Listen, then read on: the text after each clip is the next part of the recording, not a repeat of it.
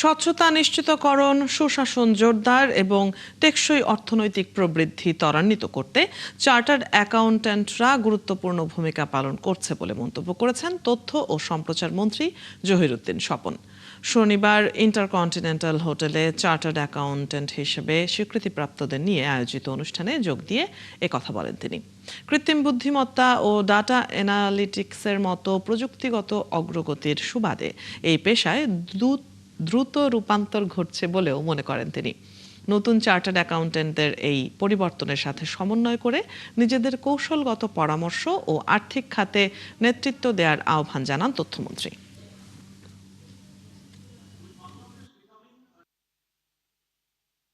শুধুমাত্র এই পেশাগত দক্ষতা অর্জন করাই আপনাদের জন্য কাজ হবে না। আপনাদের জন্য আমি বিশ্বাস করি নতুন ইকোসিস্টেমের যে নতুন চ্যালেঞ্জ, এই চ্যালেঞ্জকে আলিঙ্গন করা এবং এই চ্যালেঞ্জকে সাথে নিয়ে সভ্যতাকে, নিজের দেশকে এবং নিজের পেশাকে একই সাথে আপনাদেরকে সমৃদ্ধ করতে হবে।